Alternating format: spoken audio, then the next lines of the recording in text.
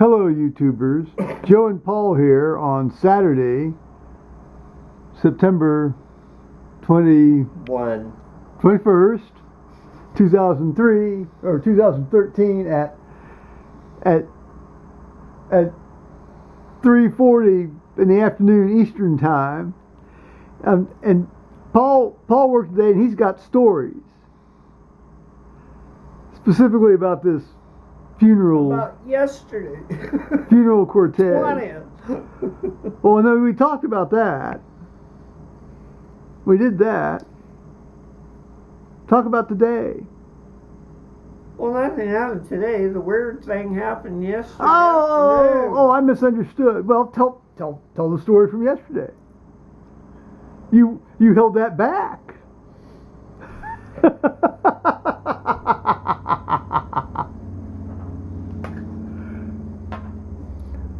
We had an elderly group check in on the 19th. Stayed one night because they had a funeral Friday that they were going to go to. Well, they flew in from out of town. So they wanted to know if it would be all right after the services they could come back and hang out in the lobby until their flight, which is going to be after 6 p.m. No problem. I mean, it's 12 people at the max. The only problem It's a big lobby. They brought the entire funeral party with them. And they set up camp in the lobby. They hired a restaurant deli guy that delivers. They ordered tons of food and everything. And they took over the entire dining room. They had this big, awake meal after the funeral. We thought it was only going to be the 12 that come back. Well, I should think. No, there was over 100 of them. By actual count? Came in. Or just seemingly? Well, let's put it this way. We have a seating capacity of 65 in the dining room. Yeah. And most of them were still having to stand up and walk around and eat while walking around because there was nowhere to sit. Well, the star of the show must have been greatly missed. So that's why I was supposed to work till 6 o'clock. Last night. Right. But the weekend laundry guy, the one who works Sunday, Monday, and Tuesday, he said he could come in at 3 o'clock and take over. Well, that's why you got home early yesterday. That's what, right. Yeah. Because he showed up, and but, the GM said there was no reason for me to stay. Yeah, we covered a little bit yesterday. Now, why were you home early today? Everybody just got done fast. Oh, well, the work's done. The work's done. They all had about 14 rooms apiece. Next thing I knew, like 1:30, they were all wrapping up. I was out of there by 2 o'clock. Well, you weren't out there by 10. You might have been out there by 10, but... No, I was out of there by 2 o'clock. Oh, 2. This afternoon. Oh, yeah, well, I think you said 10. I'm sorry. Yeah, I was going to say, obviously you're free to kill 4 hours during the day if you're off work any way you want. It's just, yeah. No, I clocked out at 2. I was done. I had all my housekeepers out and everything, all their trash, and I was done. Well, good. I just started locking up and shutting down the laundry stuff in the housekeeping department. Well, it's good, I suppose, in the sense you have time off, but is it? It's not good for the hotel to not have people in there where they need to be tended to, is it? I mean, Well, that falls under the front desk problem. oh, If something happens after I leave, somebody at the front desk has to shoot off and do it. Like if someone decides they don't like down pillows and I'm not there, front desk person has to run around and find are these real down the pillows? non-down pillows. I mean, real, Oh yeah, real. they're for Honest to God, stuffed goose feather. goose down. Right. I had a goose down sleeping bag once that I'll tell you, essentially you couldn't use it unless the temperature was below 20 degrees Fahrenheit. Of course, that's what it was designed for. It was Army surplus. Yeah. I don't know where my dad or my sister got hold of this, but before I got the sleeping bag I still have, which is out in the trailer right now, I was given this to take on sort of like Cub Scout, Boy Scout campouts, and it's like, why bother? I mean, just why bother? I mean, I may as well just sleep on top of the thing in my underwear because you can't sleep in there because you'd get hyperthermia. Yeah. Yeah. Yeah. Oh, I mean, you'd stop sweating very soon because you would dry up. You would actually approach heat stroke range in this thing. It'd be great for the Arctic I'm in the Antarctic. I wonder if this may have come off of one of Amundsen's forays or something down there. Maybe this is a relic from one of Shackleton's expeditions. Could be. One never knows. That's true. One never does know. I wonder where that thing went. I mean, it was indestructible. I thought we still had it. No. That's still, well, it disappeared into the Lebanon house maw somewhere. But I can tell you right now, there wasn't any animals going to eat that and destroy that. That thing's got to be still around somewhere. Well, possibly your sister took it when she was living in that fold-up top while they were building a house up there on the lake. God bless my sister. I don't know what she did with that. She could have borrowed it. Well, and never brought it back. Well, that's okay. I mean, I don't want it. It wasn't mine anyway.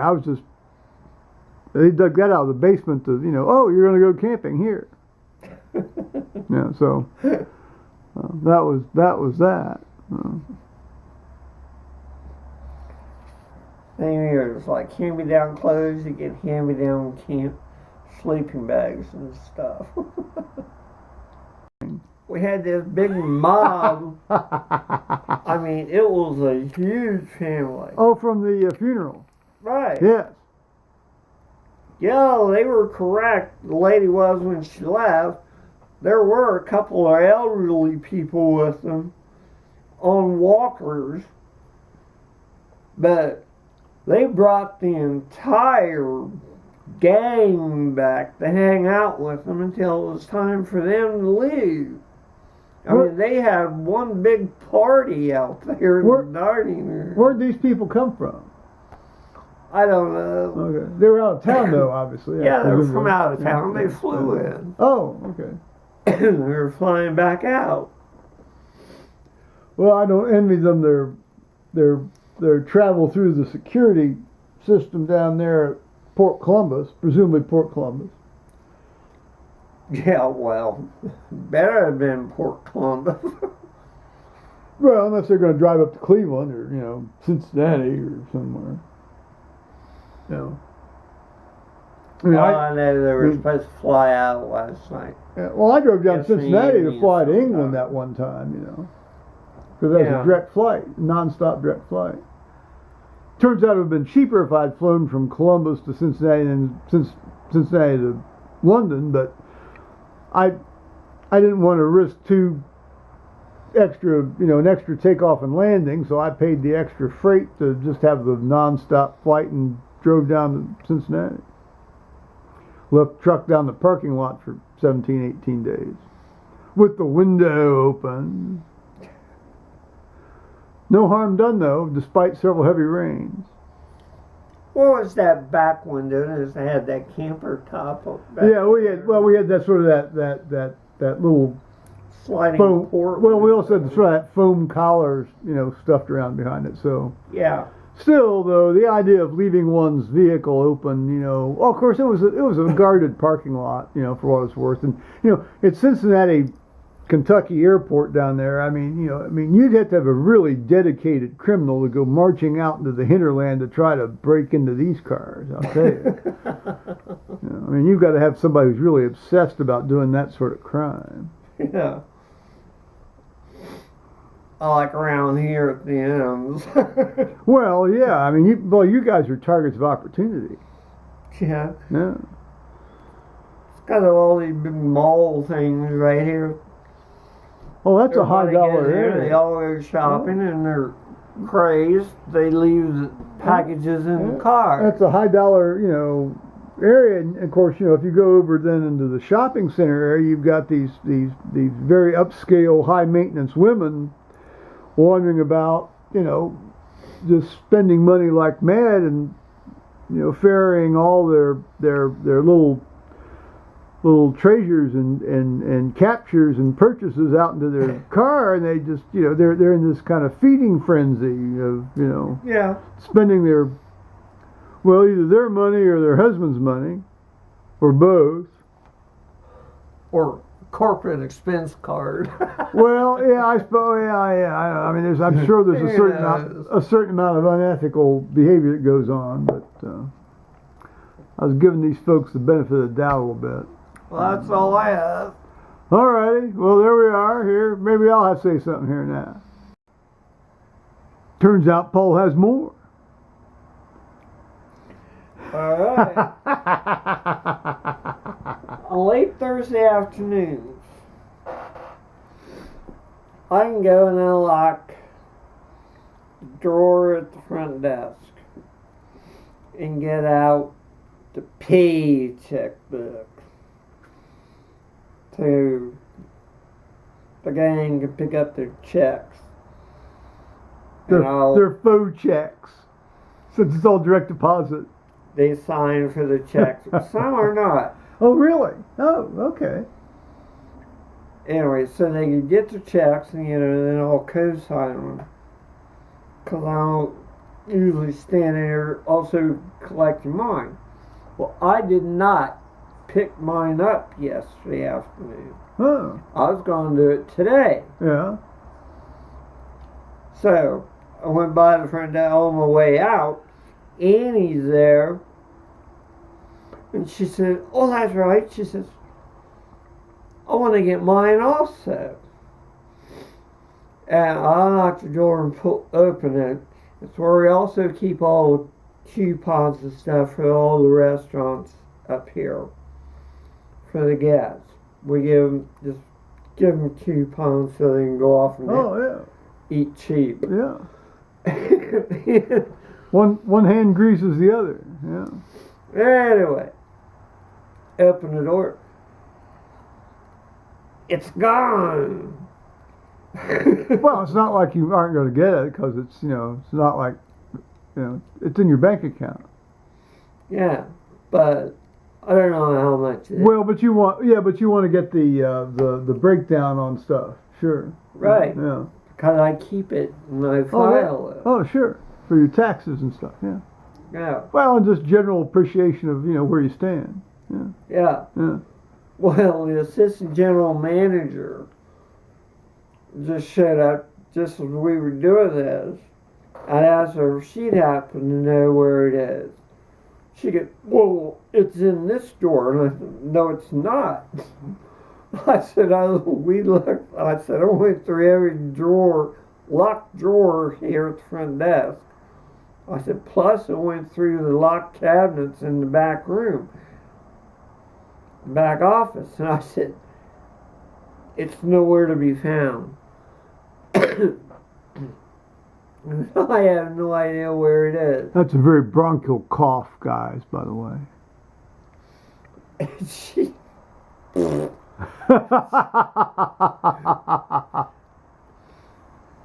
So, I left the assistant general manager in a quandrum as to where the pea packet book may be. Well, good. That may focus her thinking then. See, I mean, it's always good to have people focus their thinking. You know, I mean, you know, it's like the old idea of that, you know, nothing focuses a man's concentration so much as, you know, knowing that he's going to be hanged. And it was like when I was getting ready to do a case, nothing focused my concentration so much as to know that if I screwed up, somebody was going to die. It really does focus your attention. She goes, well, I'll go check my desk and my file cabinets and stuff. I said, don't worry about it. I already checked your desk and your filing cabinets. I already unlocked them and went through. I said, it's not in your office. I said, it's got to be somewhere else. I said, I looked through James's stuff. Could not they print up another thing at some point? I imagine they could, maybe. Maybe not that. I don't know. Maybe not that day, but I'm thinking because of all that crowd of people for the funeral, that maybe Jim, she grabbed the book and took it in, and she locked it up somewhere back in her place. Because she's the only one that has a key to her office. You cannot unlock her office and get in. No, is this the new assistant GM? Right. Okay. The new one I can get into her stuff. Oh, so it wasn't the new one. Well, the new one was trying to help us find it. I see. Okay. So we could get our checks. Sometimes it's hard to keep the cast of characters straight this here. This is the new AGM. Okay. She has the same first name as...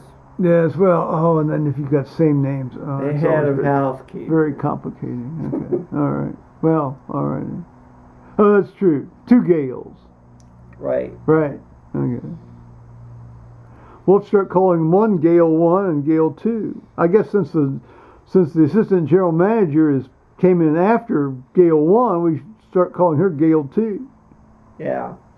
Even though she's over Gale 1. Right. Well, of course, 2's a larger number, so I suppose if you're sort of using a different convention, then you can say, then it's, you know, Gale 2. Oh, Gale 2's over Gale 1.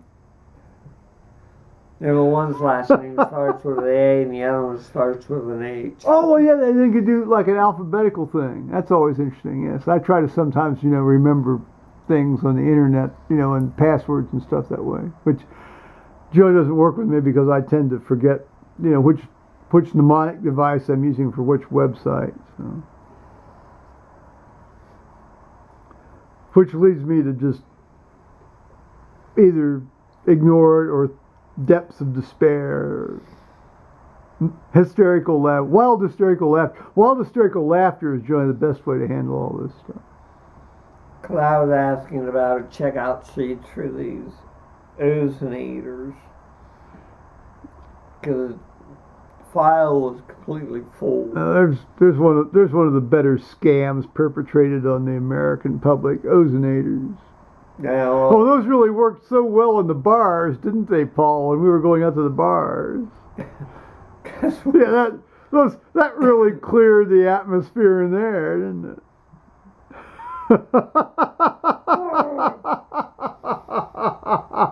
I don't think they really had ozonators. They just had big fans blowing. No, they had these big boxes that, you know, they had a hole cut in the wall. I mean, you know, they were making an effort here. They were trying to comply with some regulation. Yeah, something. They were trying to clear the fog out of the room. Some nonsense. Meanwhile, you know, in another part of the forest, they were generating all sorts of, you know, oil, you know, droplet type fog sometimes. That didn't go on very long. That was a very short-lived trend, but true. So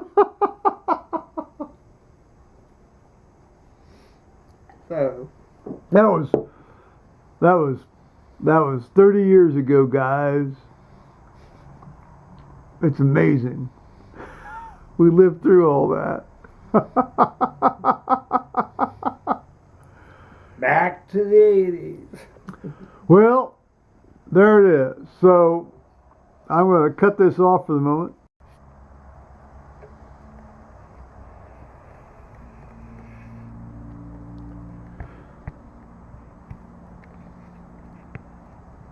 Well, Top here. There you go. If you lean back, I can see your whole head. oh, where am I here? Tell me. It's just the very top of your head. So if I'm back here, am I okay? Right. Good. But your face is centered. And I'm relatively level? Yeah. Excellent. That's good too. That's excellent. There you go. How's that? Is that okay? Yeah. All right. Is that okay? Yeah. It seems, oh well. Now, I couldn't let this day go by without saying a little something. Now, I woke up at 4 this morning and read the Wall Street Journal online, and well, I didn't read the review section, but it turns out, after the heavy rains we had starting, about 8:30 last night until maybe 12:31 this afternoon, rained very steadily. This buddy of mine's got one of these weather stations out in his field, and it transmits data all the time to his computer, and he puts it up on the internet. It updates like every 3 minutes. And his website said that for the rain event, he got 1.6 inches. And I think, given the relatively uniform character of this rain and the steadiness of this rain and the fact that we weren't having any really heavy embedded storms, although we had some heavy embedded cells, but they seem to be fairly randomly distributed if you check the radar on your computer. There's no wind with it. Yeah, there was very little wind, thank the good Lord on that. And so we had about 1.6 inches here total, and 1.3 since midnight. And this was all a prelude to saying, it was all a prelude to saying that, Paul went to work, and so what am I going to do? I mean, I can't get out, so I was sort of forced to stay on the internet this morning, wasn't I? I just had no other choice. Now I could have read something, and in fact, I've got to prepare to read at church tomorrow. So I'll obviously, when it comes time to take that seriously, I'll take that seriously because I'm a pro. The pro does what he has to do what he has to do. So I'll do that. But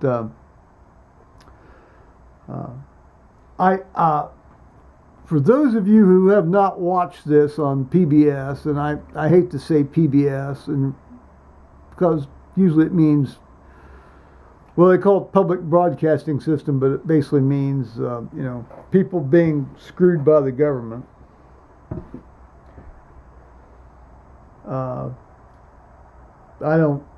There's got to be a private market-driven outlet for this sort of material. Maybe not.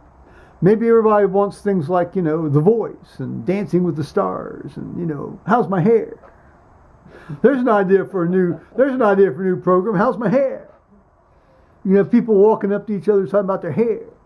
I mean, that would be about the content of stuff that's on the TV nowadays. I understand. But anyway, check out the gowns at the awards. Well, see, the very fact that Paul used the word gowns says volumes, doesn't it? So, I was watching this thing called Last Tango in Halifax. Now, Paul and I had watched that 2 Sundays ago, actually. The first episode, and it's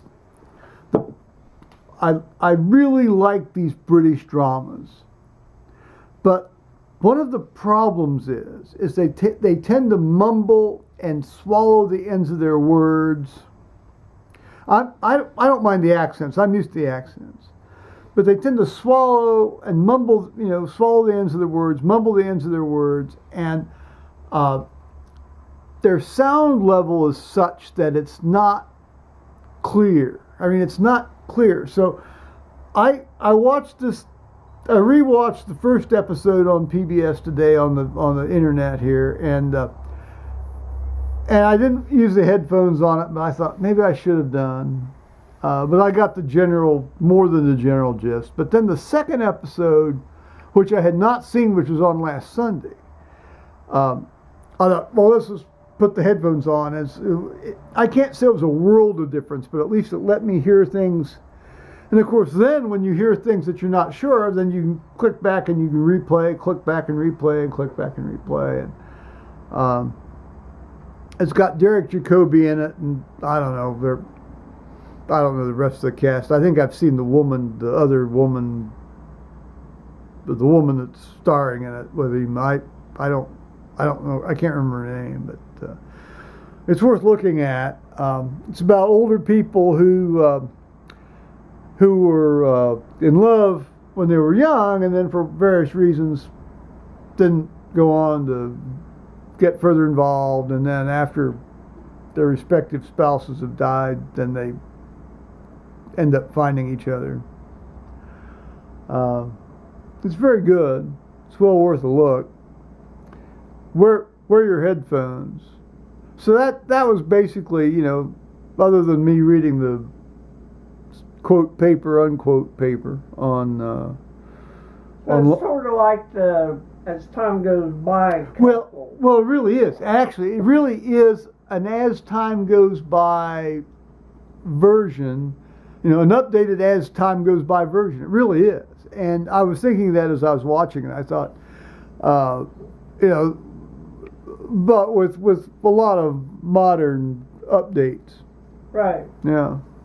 So, cast a look at that. Ideally, you got to watch all three of them. And basically the way to do it is wait till the third one airs here next week, and then watch all three in a row some evening.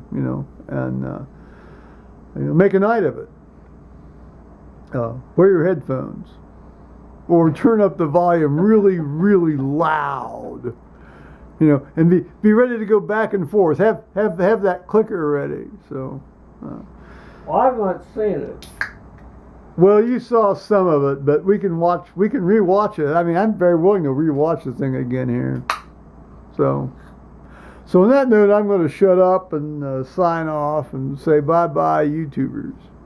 So, Have a good night. Bye-bye.